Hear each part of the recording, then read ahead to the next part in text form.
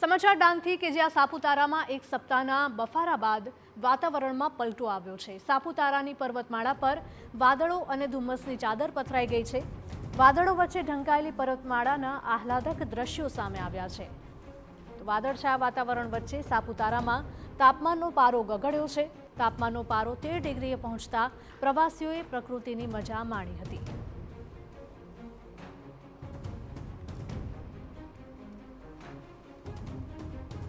તો ડાંગનું સાપુતારા કે જે ગુજરાતનું સ્વર્ગ માનવામાં આવે છે કે જ્યાં એક સપ્તાહના બફારા બાદ વાતાવરણમાં પલટો જોવા મળ્યો છે।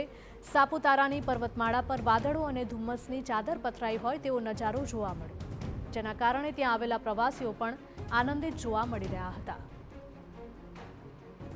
વાદળો વચ્ચે ઢંકાયેલી પર્વતમાળાના આહલાદક દ્રશ્યો સામે આવ્યા।